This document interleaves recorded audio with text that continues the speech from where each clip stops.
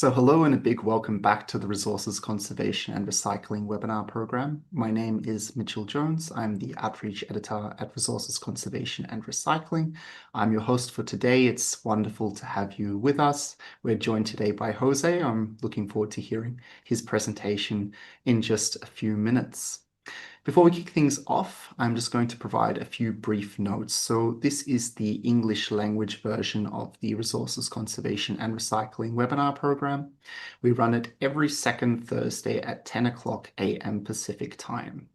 We also have a Chinese language version of the webinar program, so if you're potentially interested in that, be sure to check that out also. The scope of this program matches that of the journal, and we aim to run a balanced program that touches on all scope elements equally where possible. So you can expect to see a broad range of different topics covered in this program, matching the scope of the journal. The one point that we do make is we ask that our speakers make their presentations accessible to a broader audience. We do work in a multidisciplinary area, and despite the fact that this is a fairly narrowly scoped journal to industrial ecology, etc., there are a lot of niche caveats to those fields, and we have a big community of people working across very different areas. It's nice if everyone can take something away from the presentation, or as much as possible. So we ask for some introductory notes on the research area of the presenter, and for them to try to, simplify things where possible, leave out the jargon and the very field-specific terminology when it's possible to do that. Registration for the program is necessary. You can find the registration links on the or in the newsletter, which is circulated at the end of each month. You can also find the links on the social media pages of the journal, so X, LinkedIn, Facebook, and you can also find them on the journal homepage. If you visit the Elsevier Journal homepage for Resources Conservation and Recycling and you go to the About tab, you will find there the webinar calendar where you can find all the links for the upcoming events, as well as all of our previous events and previous speakers, all listed there. Those archived events, i.e. the previous webinars, they are all archived to YouTube. If you look on the journal homepage, you can find them, or otherwise you can visit the YouTube page directly, youtube.com/@RCR journal. We also live stream the webinar to YouTube. So if you prefer to join us from YouTube rather than Zoom, feel very free to join us from YouTube instead. The final point is that we aim to build this program around the preferences of our community. We want it to be something that everyone can take something away from and find useful. If you have suggestions, feedback, positive, negative, things we're doing well, things that could be improved, please feel very free to provide those at the end of the webinar. You will be presented with a survey when you close Zoom. It's 8 short questions, multiple choice, will only take you 1 to 2 minutes to complete. There's also a box there if you have some more detailed comments that you would like to share with us. Okay, so I'm going to bring up the formal program now for today. So we've had the welcome address. I'm going to provide a short introduction to the journal. Then I'm going to introduce our speaker, Jose. Very fortunate to have Jose with us today. I'm going to then touch on some housekeeping notes before we kick into the presentation. This will run for approximately 20 minutes, but we're flexible on time, so we'll see how we go there. Then you'll have the opportunity to ask any questions that you might have before I provide the information on the next event and deliver the closing remarks. So the journal, hopefully you're all familiar with the journal Resources Conservation and Recycling. It's an Elsevier journal. And I like to say that the clue to our research interests is very clear from the name. We're interested in all aspects of resources, conservation, and recycling. Specific scope elements are systems-wide strategies, technological, economic, institutional, and policy focus, resource management practices, conservation, recycling, and resource substitution, resource productivity improvement, restructuring of production and consumption profiles, and transformation of industry. So if you have any top quality research, please make sure that you send it our way. A few housekeeping notes. So this webinar today, if all communication could please be in English. This is just so that we have a bridging language that we can use to communicate with each other, as we have obviously many wonderful cultures and languages in our audience and also from our speakers. We have closed captions available for anyone who might be interested in using those if English is potentially not your first language and you might benefit from some text, or perhaps you want to watch your webinar on the train and read the subtitles. They're there for you. Please feel very free to use them. They're available both in Zoom and also in the archived version on YouTube. If you have any questions, please feel very free to post them in the Q&A over the course of the presentation or at the end of the presentation when the Q&A time starts. We also would be more than happy to accommodate you if you would like to ask your question in person. So you would rather not type your question, but rather speak directly with Jose. Perhaps have a little discussion about something or ask your question verbally. All you need to do if you would like to do that is to indicate your interest using the raised hand reaction in your toolbar. And we will be very pleased to invite you onto the floor. So introducing today, very, very grateful to have José BADIA-VALIENTE with us from the University of Valencia in Spain. He's going to be speaking with us on the topic of chemical valorization of polyester waste aided by protic ionic liquids. Dr. J.D. Badia is Associate Professor at the Department of Chemical Engineering of the University of Valencia. He holds a Master of Science or multiple Master of Science degrees in Chemical Engineering, Mechanical Engineering and Materials, and Erasmus Mundus Materials and Sensor Systems for Environmental Technologies, as well as a PhD in Engineering and Industrial Production. His work at the Materials Technology and Sustainability Research Group, which leads from its foundation at the DIQ-UV, is devoted towards 1. The design and functionalization of polymer-based dispositives for application sectors such as energy, biomedicine, packaging, and environmental technologies, and 2. Valorization of polymer-based materials through mechanical, chemical, thermal, and biological means. It is my absolute pleasure to welcome Jose to the floor. Thank you so much for being with us today, Jose. I will now stop sharing my screen so that you're able to share yours.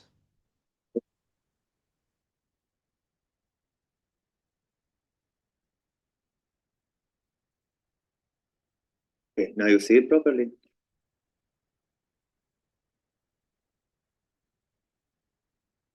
Okay, so thank you so much. It's a pleasure to be here with you today. So good morning, good afternoon, good evening, because this is a worldwide event. I would like first to thank Mr. Jones and the Journal of Resources Conservation and Recycling for inviting me here just to present our work, which is focused on the chemical valorization of polyester waste aided by protic ionic liquids. As Mitchell was saying, we are part of the research group of materials technology and sustainability. Just some hints in order so you can see which are our strengths and mostly why are we focused on these kind of topics. We try to focus to everything that has to do with plastics and sustainability from the chemical engineering point of view. So putting in the center sustainability and addressing it through the material science, chemical engineering, and from the process validation point of view for multiple applications. We are mainly focused on 3 kind of research lines, which are membrane technologies for membranes, the preparation of membranes through different technologies, mainly for decarbonization. Right now, we're focusing on demethanization and also the capture of carbon dioxide. Then on waste valorization, we focus on different plastic waste, mainly from packaging, but also for textile. And we are mainly focusing right now on chemical recycling, which is the topic of this presentation. And then some other enabling technologies, such as the use of neoteric solvents in terms of ionic liquids, diphthetic solvents, supercritical CO2, and so on. In this one, as you can see highlighted, we have mixed 2 of our skills in order to go into the chemical recycling of polyester waste aided by ionic liquids. And why? which is the challenge? Well, you all know, I'm sure that you're all familiar with the challenge that we have as a society, as human beings, with plastic waste, because, you know, everything that it is not controlled in terms of waste, so everything that doesn't go to a control line of waste is going to be disposed somewhere else, and that will have an effect. So as you can see, I'm sure you're familiar with all these plastic islands, but also from agricultural plastics and also from fishing plastics. You can see that some of these plastics are arriving into the sea, into the ocean, and then somehow it's getting back into the trophic chain. So it will have some issues, very dramatic issues into the health if we don't address it urgently, I would say. And for this, we need technologies, of course, but not only technologies, we also need some system changes, which is not the topic of the presentation, but this is something that we as a society have to take into account. So do we have any chance to mitigate the plastic waste? Well, it depends on the system of production, and it depends on the system of consumption. Here in the main figure, you can see the different sectors in which the commodity plastics are based, so for packaging, between construction, automotive, and so on. And you can see how polyesters are mainly in the sector of packaging. I'm sure you're all familiar with that, and mainly focusing on PET, so polyethylene terephthalate. But what happens with textile, for example? Because most of the textile are based on polyesters, of course, mixtures with cotton and with elastan and so on, polyamides, but a lot of with polyesters that somehow they arrive. So if we are capable as a society to gather all this plastic waste, can we produce something which is valuable so that it's worth to invest into their recycling? So this is one of the questions that we have to take into account. Now, the other question that we are doing is, okay, most of the commodities, well, not most, all of commodities are from fossil based. So what if we include some bioplastics? Well, here I'm sure that you are also familiar with this scheme about bioplastics. We have to really take care when we talk about bioplastics. It can be both from bio-origin or biodegradable. So this is something that we really have to take into account. Not all bioplastics are biodegradable, which is something that we really want. Okay, so here we can see that among all these bioplastics, some of them that are squared are polyesters too. So we have polyethylene terephthalate, we have polylactide, for example, or polyhydroxyl canoids, polybutylene succinate, polybutylene adipate terephthalate. So many polyesters, because they are, let's say, quite easy to produce through a polycondensation of a decarboxylic acid and a diol, for example. And this is very important because this, let's say, simplicity of producing this kind of materials is also going to give us a chance to depolymerize, okay? So if we can attack mainly to this carboxylic, to this carbonyl group, then we can go back the reaction and then take the repeating units. So how can we approach to that? How are the different countries addressing all these plastic waste? So here we have some information from Europe. You can see that most of the countries, at least in Europe, they are increasing their rates of recycling and also from energy recovery. So that means burning and getting all this energy that it is, let's say, stored in terms of material, so in the hydrocarbons bonds, and they are reducing the landfills. But as you can see, we are somehow arriving to a plateau. So maybe we really need to go more. So would chemical recycling improve this kind of rates? Can we really offer other opportunities apart from mechanical recycling that can improve the rates of plastic waste, of recycling plastic waste? Well, this is one of the questions we have. And the other question is, okay, what if we include bioplastics in the control waste? What if the bioplastics are going to replace in the near future the commodity products we have? They will arrive into the plastic bins, and then what happens? Will the mechanical recycling operate in a similar way? Should we change the way we collect and sort the different polyesters? Well, those are questions that we really need to take into account. But this is the reality right now. How is the ratio of bioplastics in terms of production? Those are worldwide data. As you can see, less than 2% of bioplastics are in the market right now. And also we can include some recycled plastics, which is not bioplastics. This is kind of understanding circular plastic waste, reintroduce it into the plastic chain. So that means first we need to show that is feasibility, technical feasibility. Then we will have to scale it up for economical viability, and therefore there will be a system, there will be a market which is interested in this kind of materials in order to invest and move forward with this challenge. But yeah, we're talking about bioplastics, and well, bioplastics were intended to be biodegradable. So we didn't want them just to be in the chain. So instead of going for mechanical recycling, they were intended for biodegradation. So biodegradation in soil, in compost, or marine biodegradation, and so on.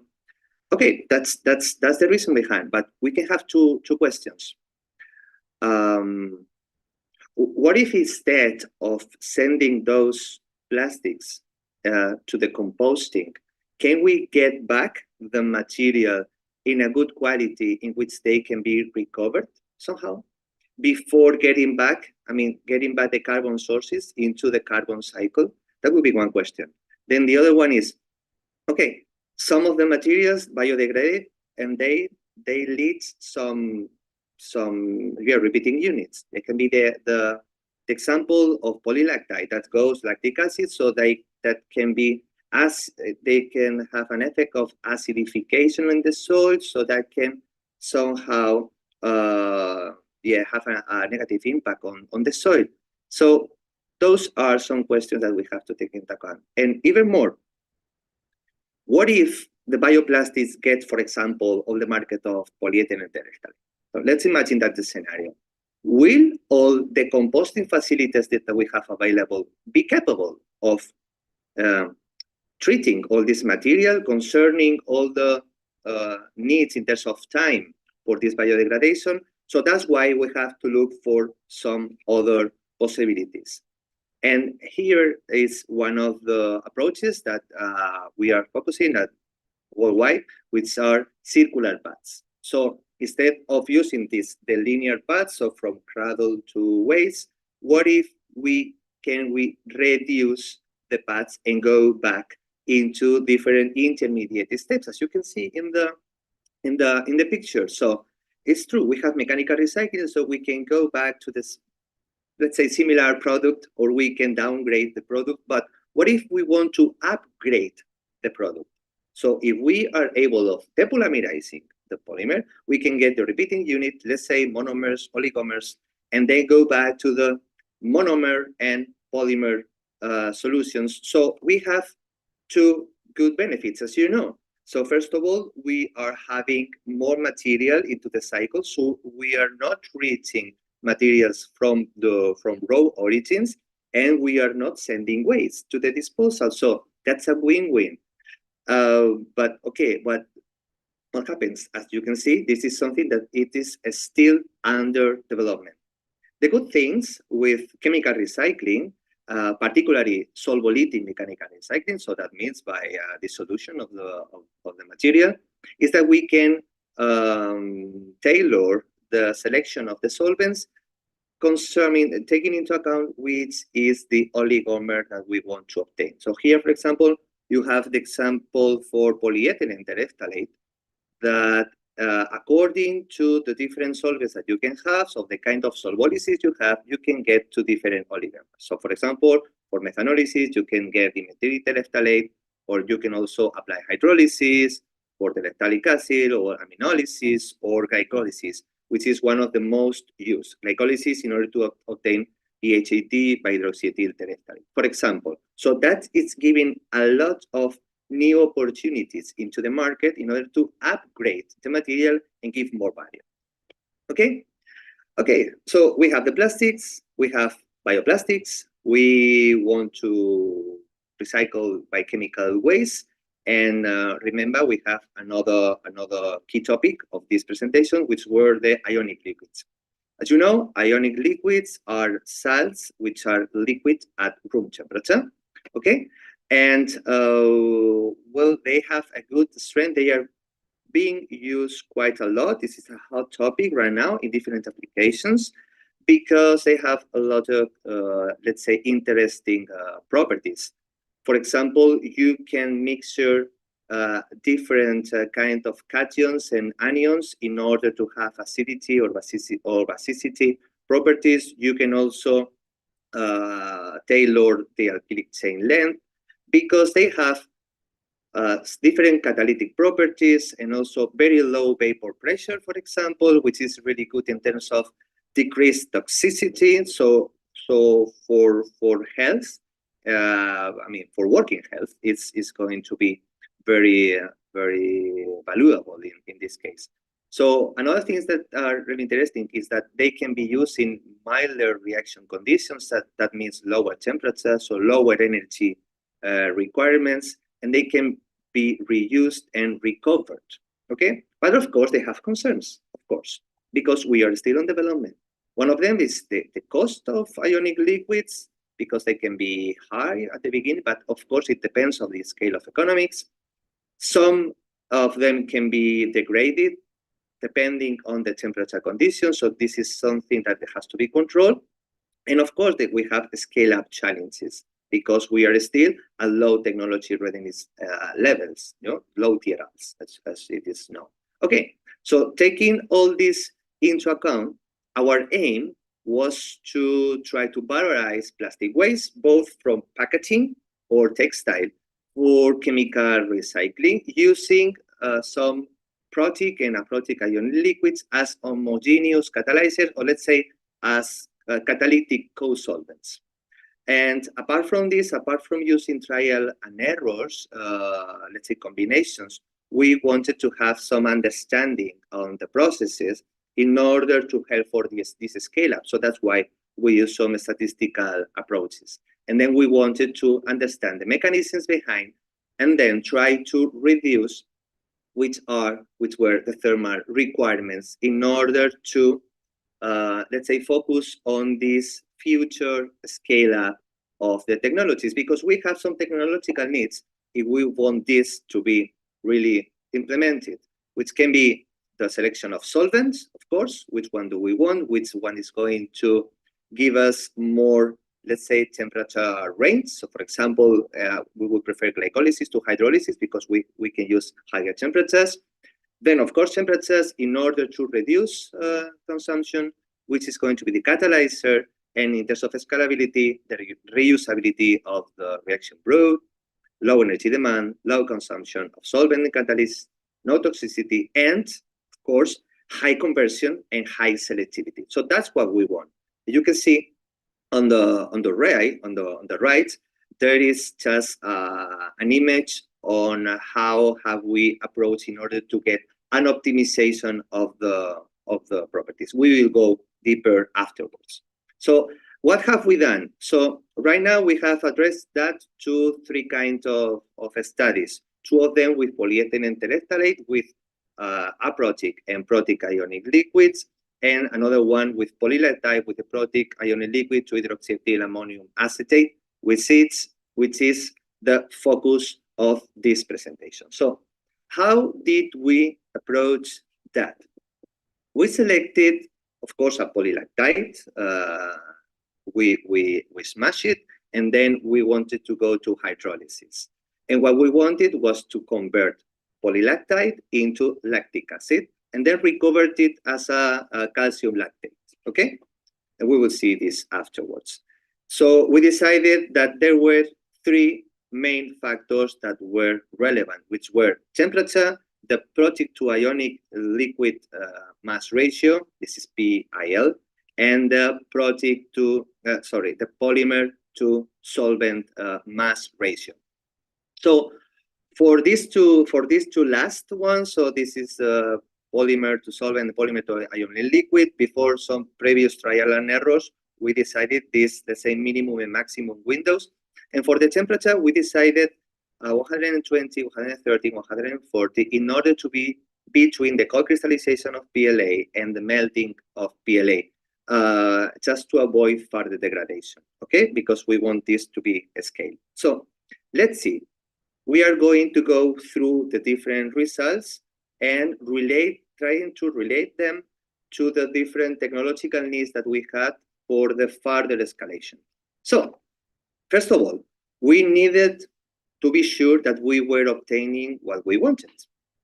And this is what we did at the beginning. So we proved that we have some calcium lactate through NMR, FTIR, TGA, so thermogrammetric analysis, and DSE, differential scattering calorimetry. I'm not going to go deep into the details, just because I want you just to be sure that the first thing that we need to do is, okay, we are converting. Are we obtaining what we wanted? Okay, here we wanted to obtain calcium lactate, which can be used directly in cosmetics, soaps, and shampoos, and so on, and also in the food industry, but not this kind of calcium lactate, of course, because that comes from waste, okay? But let's say that technologically is feasible.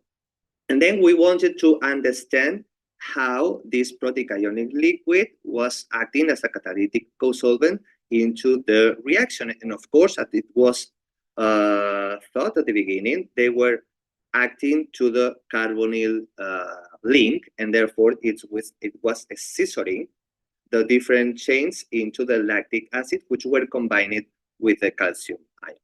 Okay, then we wanted to go deeper. So we have what we want, very good.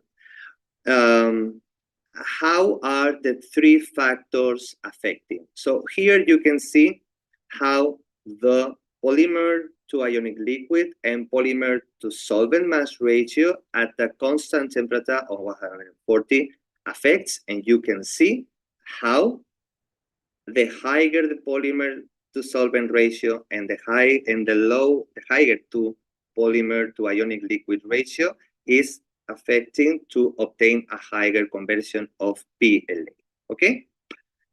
There you can see an equation. Why? Because if we have an equation, we can provide more solutions for other conditions, and we can understand if we can go further or we can move like in between all these experimental setups that we have in our design of experiments.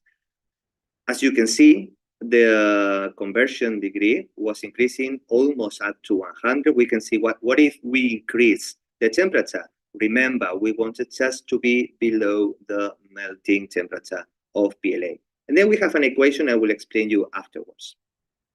As you can see, we obtain a maximization of 140, polymer to solvent ratio of 1 to 6, and polymer to ionic liquid proportion of 1 to 2.5, okay? And a recovery of 72% in terms of calcium lactate. Okay, we can say, it's not that much. Yeah, we are starting. And then what happens? I mean, can we compare this? Well, if we compare both PLA conversions and also the yield that it is being obtained by other researchers, we have used metal halides with bioplastic solvents. Let's say that they are competitive. So yeah, we are on the track. This is something that can be improved, of course, but yes, we are on the track. Then, okay, now it works. With those maximized conditions, can we reduce the energy requirements? Well, first we need to understand them. So that's why we apply some thermal kinetics. So we managed to analyze the conversion at different temperatures at different times, and then it can be controlled by a first-order kinetics, and through an Arrhenius equation, we could obtain the activation energy. Okay, so we have a value which is activation energy, which is giving us an idea of the energy requirements that we need to apply in order to promote this reaction. And again, if we compare to the different data, we can say that they are competitive with other conditions, but also considering the temperature range. Okay, as you can see, our temperature range was quite, let's say, slower, despite the activation energy was a bit higher. So it is competitive, but with lower temperature range, which was also interesting. Okay, now we are going to go deep. We need to understand, okay, temperature is increasing, polymer to ionic liquid is increasing, polymer to solvent, but if we have to focus in any of the different parameters, which is more relevant or which is less relevant? So this is what we have in this slide, okay? Let's go step by step. First of all, on the top left, you see the model that we have used to have the regression of this combination of statistical parameters. Okay, so we can have both linear interaction and quadratic parameters. So first of all, we can see that there were no quadratic parameters. They were not statistically relevant in terms of the p-value, which is commonly known the p-value. They were not. So that's why they are not in the model, as you can see on the top right. They are not in the model, and they are not in the Pareto, which is in the bottom left. Okay. So in the bottom left, you can see the Pareto plot together with the F of Snedeker and p-values from the ANOVA statistical analysis. Just to simplify it a bit, let's say that the p-value has to be below 0.005 in order to be statistically relevant. So as you can see in this line, which is this slash line, those interactions between temperature and polymer to solvent and polymer to ionic liquid times polymer to solvent, those parameters were not relevant, and that's why they are not in the equation. But what happens with the other ones? Of course, temperature was relevant, and then the polymer to ionic liquid ratio. And then we have the interaction between the temperature and polymer to ionic liquid ratio and the polymer to solvent. So the least one is the polymer to solvent. So what kind of conclusion can we have from that? That we can reduce the solvent that we are going to use. So this is going to save some reagents in the broth. Okay. So then if we move to the right, as you can see in the insert, we have what is called the main FX plot, which is another way of understanding how the different parameters are affecting. As you can see, the temperature is increasing. The polymer to solvent mass ratio was somehow in the middle, so it's getting some average values. And then again, the polymer to ionic liquid ratio is increasing the conversion of PLA to lactic acid. So again, these kind of observations are giving us some extra info in order to make decisions afterwards. So that here would be, let's say, increase polymer to ionic liquid, increase temperature up to the maximum conditions that we have, and then reduce polymer to solvent ratio because it's not really relevant, and then you can save some reagents. So as a conclusions, and then we can go deep if you want, we can go back and see some of the results. As a main conclusions, ionic liquids were found to be appropriate as catalyzing co-solvents to favor the chemical recycling of polyesters, and particularly the protic 2-hydroxyethyl ammonium acetate also has been proven for the hydrolysis of PLA into lactic acid. Then, thermokinetics of this combination from PLA to lactic acid were improved, even though the activation energy was competitive. It was obtained at lower temperatures, so this is always giving us a low energy requirement, remember always for the scale-up. Then what happened with the effect of key process parameters, which were at the beginning temperature, plastic to solvent ratio, plastic to ionic liquid mass ratio. They were optimized to achieve these maximum PLA conversions. You can see that increasing temperature was the main factor of this PLA to lactic acid, followed by the polymer to ionic liquid, which also was affected in a positive manner.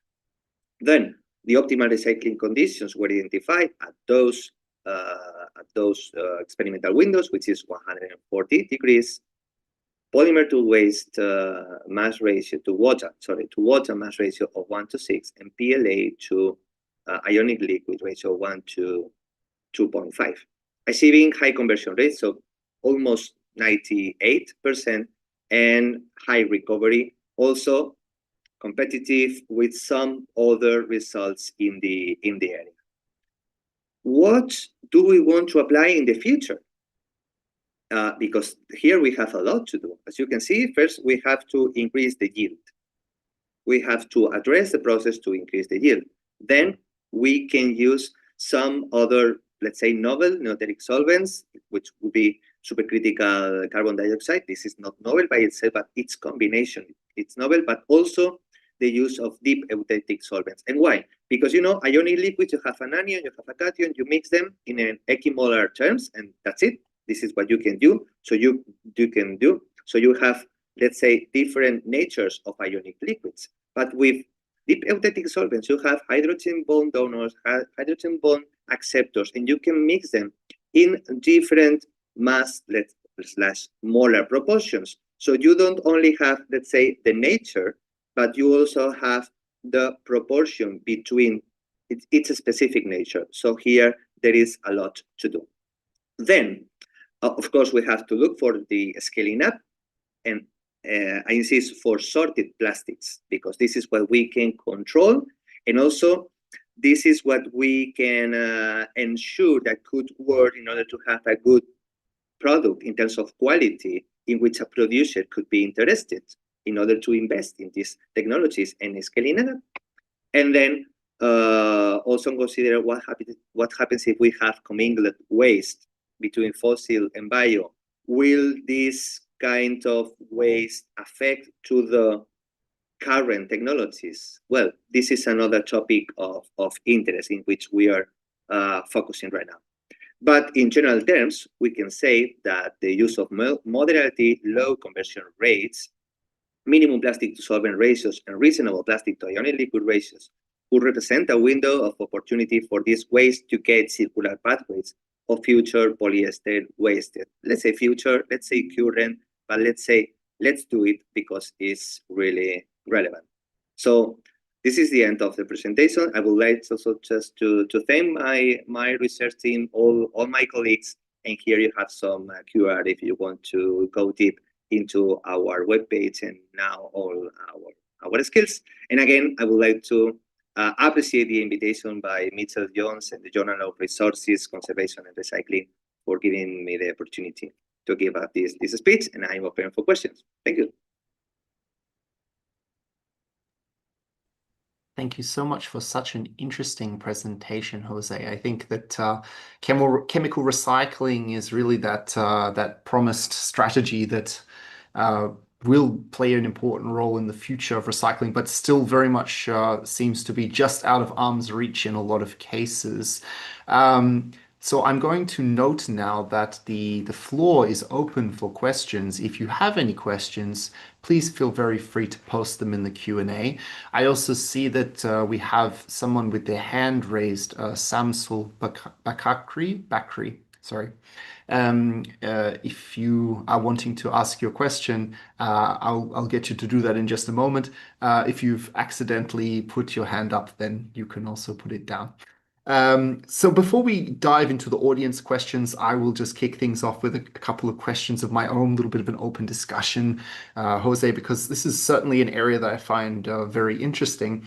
I wondered perhaps it might be wise to start this open discussion with a little bit of input from you on the viability of chemical recycling and perhaps some comments about the ways that chemical recycling are going to be important to fill the gaps in our current recycling strategies, how you see it intermingling with mechanical recycling and other circular economy principles, such as reduce and reuse, etc. And perhaps some comment on why chemical recycling hasn't been more broadly accepted to date, or more widely implemented, I should say. Okay, that's the key topic of recycling. I understand that this is something that industries have to lead, because in the end, of course, uh, let's say promoted by public policies, of course, but in the end, if there is no economic value behind, it will be very, very hard to ensure there is going to be economic viability and therefore some interest into producing it into the market.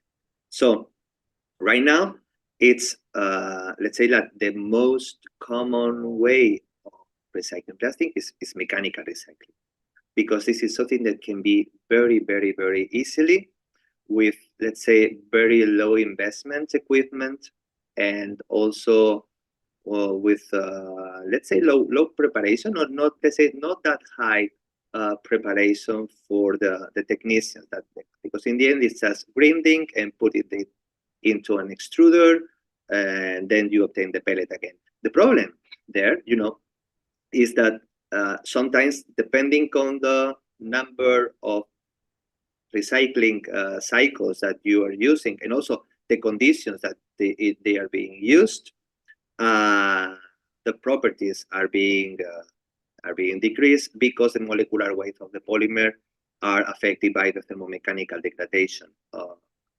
subjected by extrusion and grinding and so on, but also because, I mean, we have a plastic, it's not just the polymer, we have the polymer and we have a lot of additives. Those additives can migrate, and therefore the functionality can be somehow reduced. Okay, so that's why it's very implemented. So let's say low investment is very easy to apply. But what happens with chemical recycling?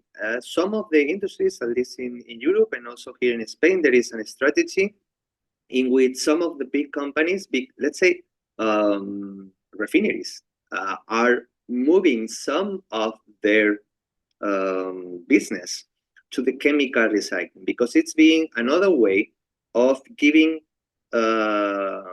chemicals into the market, not only through refinery of petroleum, but also from chemical recycling. So in the end, if they are going to give some chemicals to the market, they would like to ensure that the quality is trustable. So we want to trust in the product, we need to trust in the raw material. And then we go back. What kind of materials do we have? Those that can be, let's say, collected and sorted at high volumes. And then that goes back to us. What can we do as society in order to gather, let's say, different plastic weights that are going to ensure that the quality after the chemical recycling process, and also after the mechanical recycling process, but after the chemical recycling process, is going to give us good properties. And also we have to consider about these additives. These additives have to be removed throughout the chemical recycling. So that requires some pre and post treatments for that. Very nice. Thank you, Jose. The next question that I had, you mentioned bioplastics, you mentioned the issue of integrating those within existing streams and the effect that they might have on recycling, etc. I wondered what your perspective was on the future of bioplastics and which bioplastic candidates you thought had the most promise.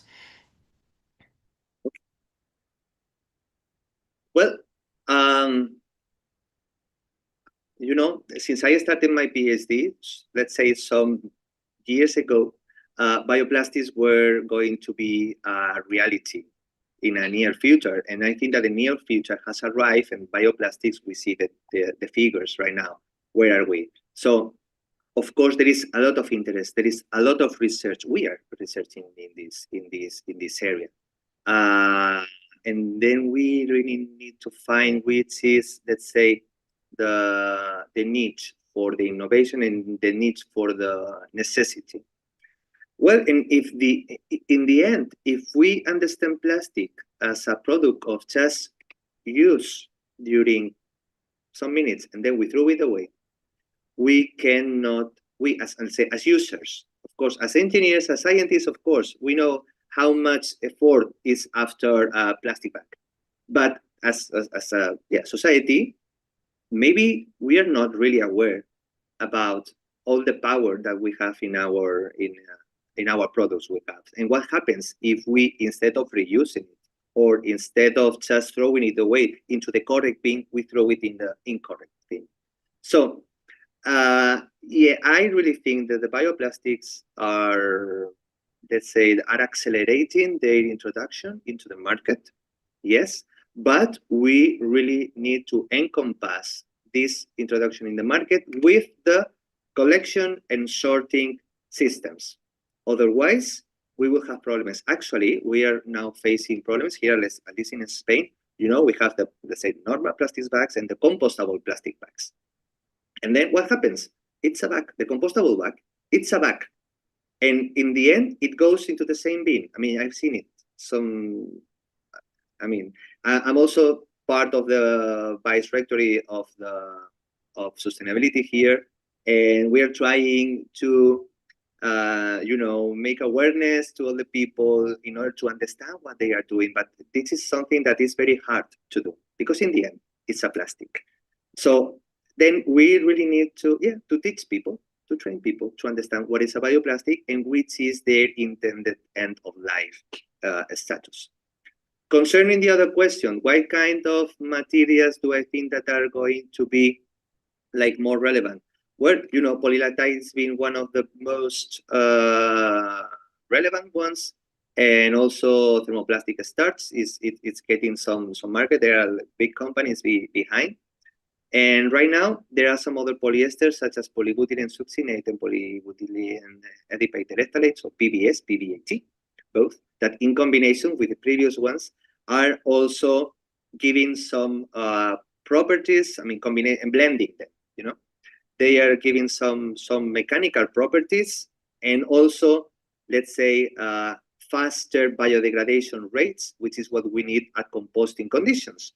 So I think that those are the polymer formulations that are going to have an impact, have a voice into the new market of bioplastics.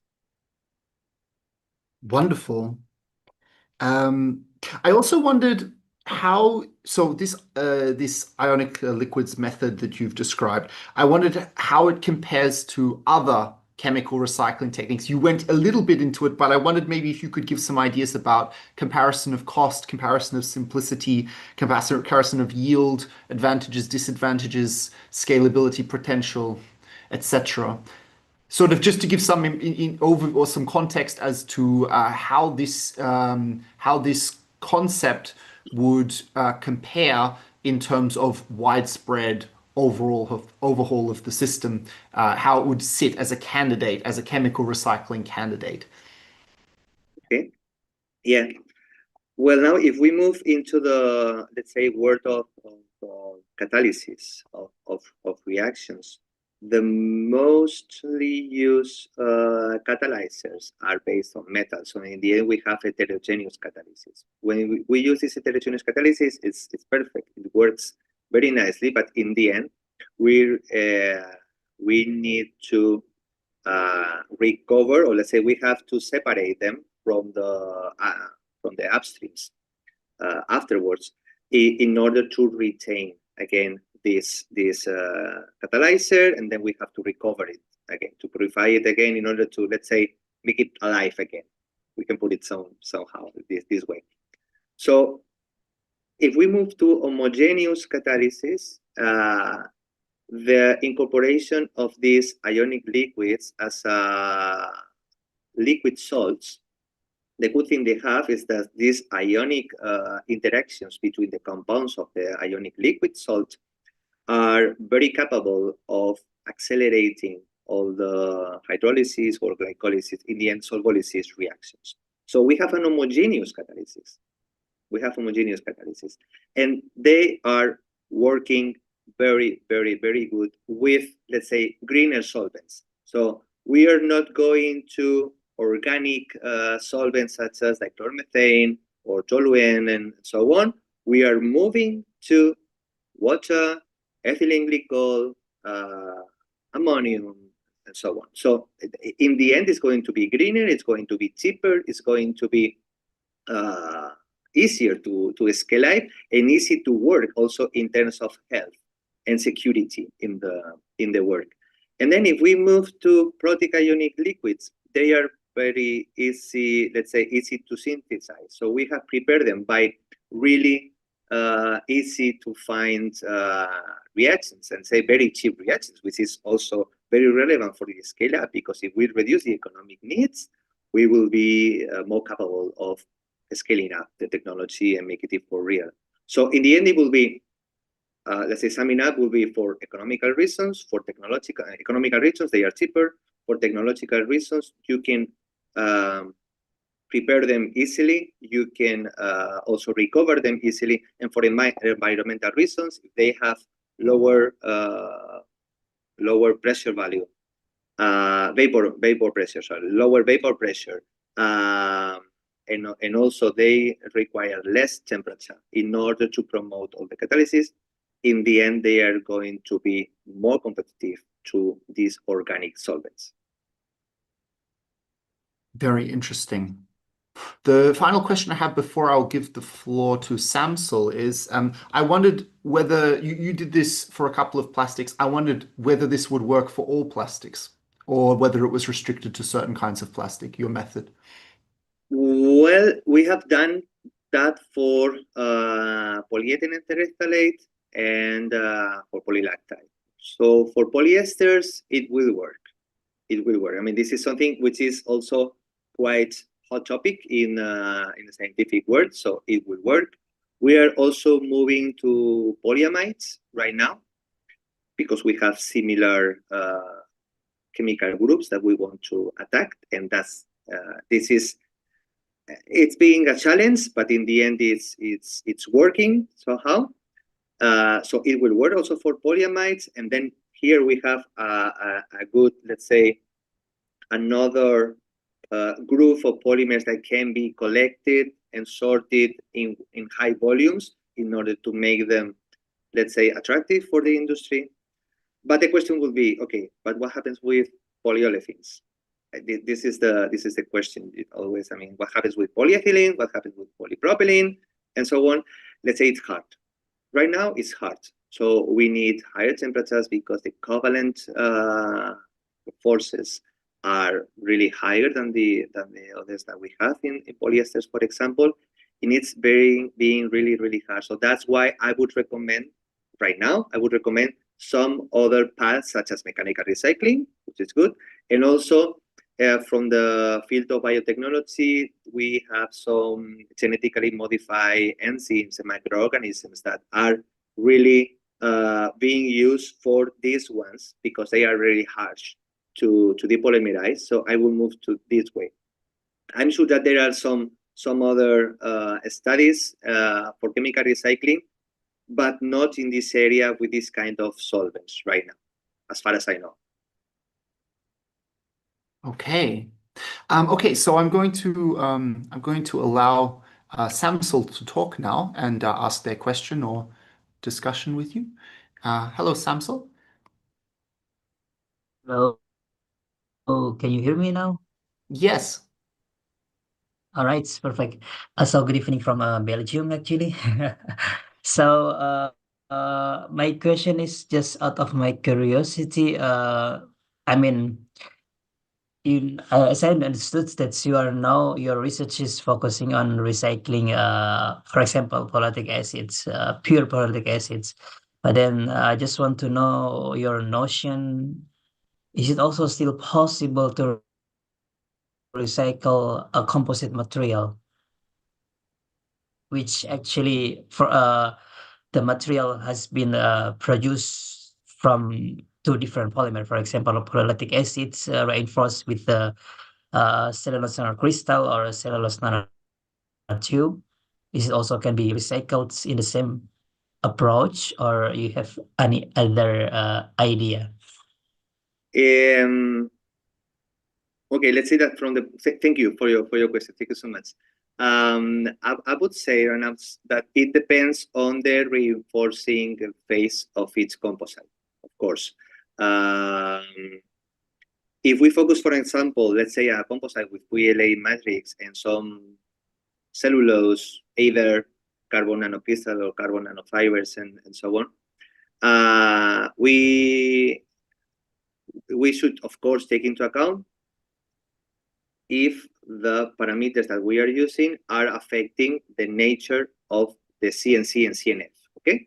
This way. So in the end, it will be somehow, if they are, let's say that if they are not affected by those conditions, that will be by temperature, this high temperature during these reaction times, around 15 minutes, 30 minutes, and they are not affected, let's say in a high extension, so they are not affected by the ionic liquid nature, which I don't think that will happen.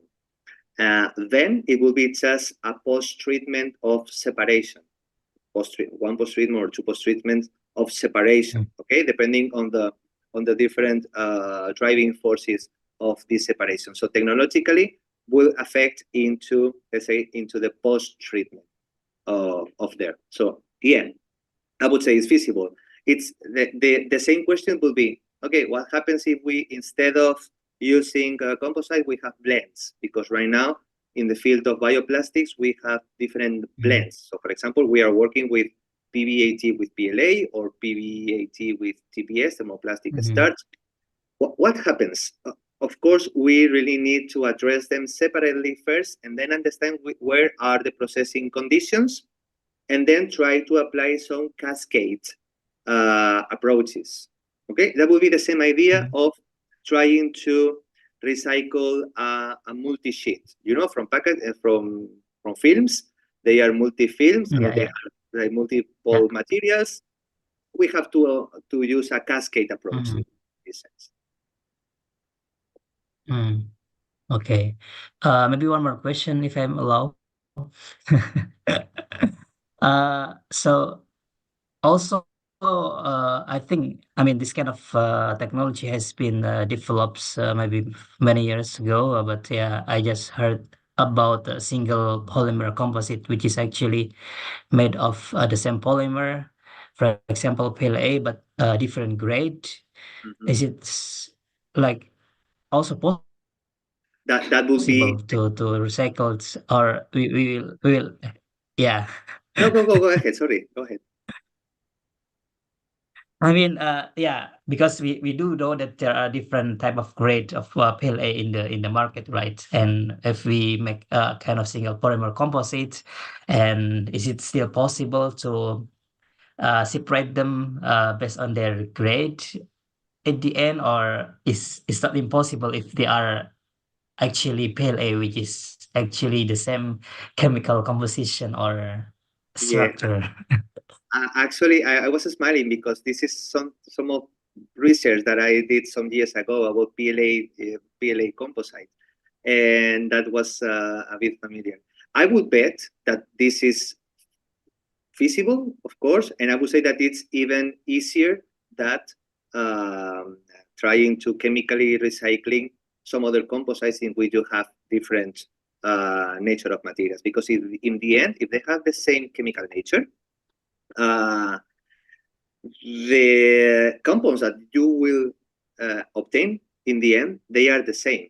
Let's say that the only difference, as far as I know, is in terms of crystallinity.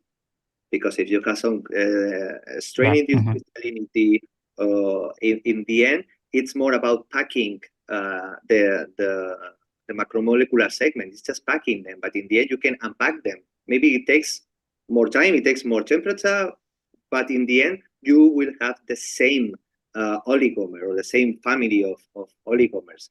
So I would bet that it will be possible, and I would love that companies invest in this kind of materials, because they say that the simpler the better in terms of new products, in terms of nature. The simpler the better, in order to allow for this circular economy. Yeah. Okay. Yeah. Thank you so much for your beautiful talks and inspiring. Thank you. Thank you so much. Thank you so much for your questions, Samsul, and for being a part of the discussion.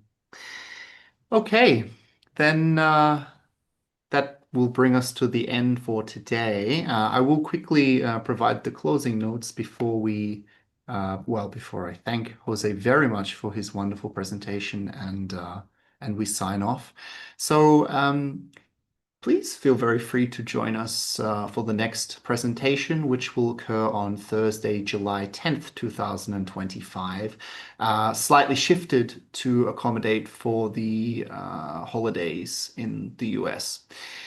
So we're going to have Julian Elwood from the University of Cambridge speaking with us on the topic of connecting environmental systems analysis to manufacturing technology. So please feel very free to join us Thursday, July 10th, 2025, if you're interested in that topic. Thank you again so much for your presentation, Jose, and also thank you to Samsul for their question from the audience. It's been a pleasure having you, Jose, and of course everyone else here today. So thank you again, and I will wish everybody a good morning or good afternoon, good evening, depending on where you're joining us from.